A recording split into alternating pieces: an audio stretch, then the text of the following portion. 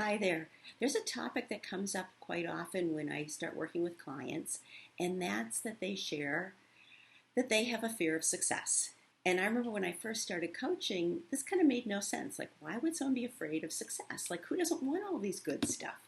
However, the fear of success is real and it is huge, and that's why I want to talk to you about that today to help you learn to become aware of what you might have going on and also to help you shift it. So, hey there, everybody. I'm Kate Beaters, your breakthrough success expert.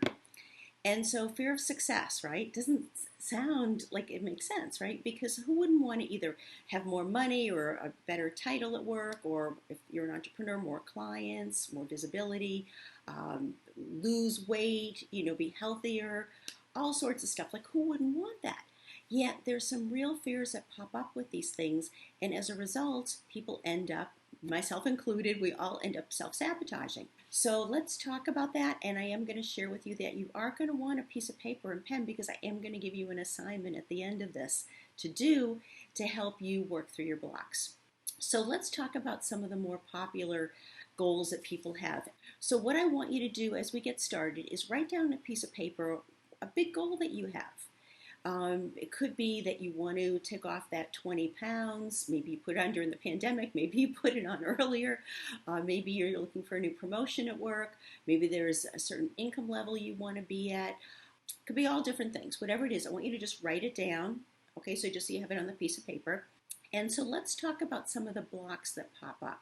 So let's say that your goal is that you want to make some more money, right? Well, making money, I mean, who doesn't want to be more abundant and have more wealth, right? I mean, you have more money, gives you more freedom, you can do cool vacations, upgrades in your home, all sorts of really cool things.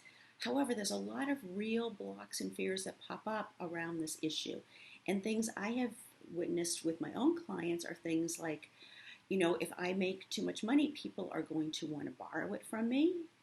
I've also seen clients say that if that their whole group of friends are all people that when they get together, they kind of, to be honest, are kind of like scarcity conversations. They talk about the price of things. They talk about recession or inflation.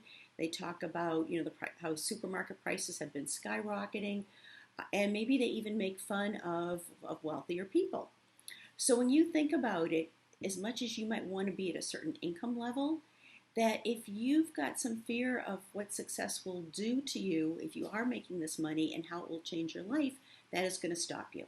Now, maybe your goal is that you want to lose weight, whether it's the pandemic 10 or 20 or something you've been carrying around longer. You want to be healthier and fitter and all that good stuff, right? Makes sense. However, some real reasons that people will stop themselves are things like, the belief that, gee, if I am at this healthy weight, I will no longer be able to eat the foods I love, whether it's ice cream or candy or other sweets or salty foods or bread foods or pasta or all sorts of stuff, right? Or maybe you hang out with friends and every Wednesday night or Friday night you all go out, and have margaritas or drinks, and you have desserts or appetizers, things that are kind of fattening. And you feel like, gee, if I go do this, I won't be able to hang out with my friends anymore. So what will I be doing? What will life be like? And, your belief is that this doesn't sound so good. Like, why do I want to lose weight if I'm going to have to give up all these good things?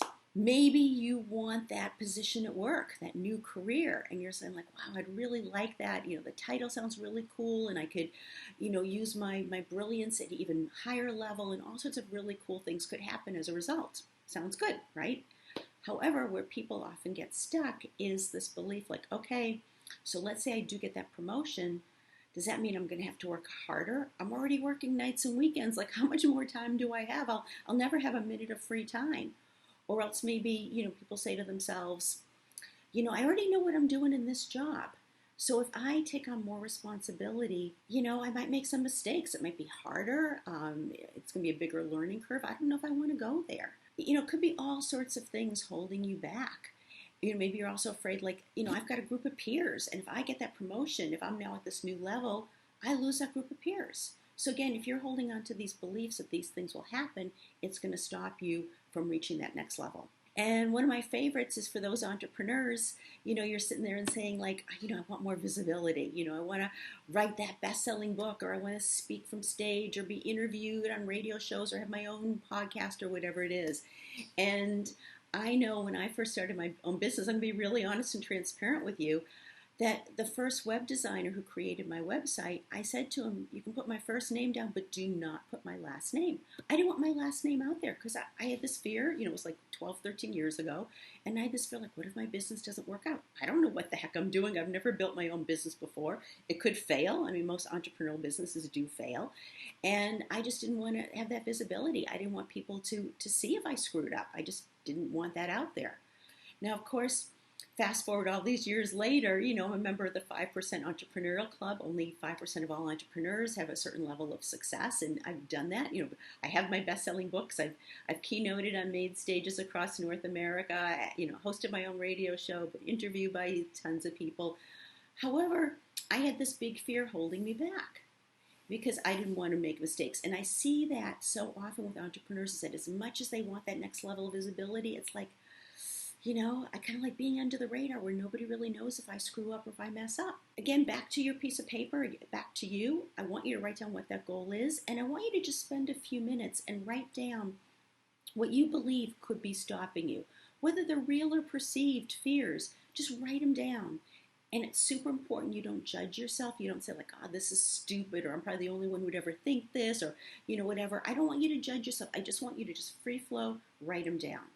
So the reason for doing that is awareness is the first step. We talk about that all that time in coaching. Awareness is the first step because it allows you to make choices of which direction you want to move in. So if you know that that's a block, then you can choose, do I stick with it and stay where I am, or do I find a way to work through it? And if you want to find a way to work through it, maybe you've got some of your own resources you're going to try. If not, if you would like some support, I would be honored to be your coach and help you get through it a whole lot faster and quicker and easier to the other side, where you get mindset shifts and you reframe things and you look at the success a whole lot differently. See, the reason I do all this is because I believe everybody has their own brilliance, and my vision is to help as many people as possible show up in their brilliance. So if that's you, if I can help you, please reach out to my team, info@katebeaters.com. And until we meet again, be brilliant.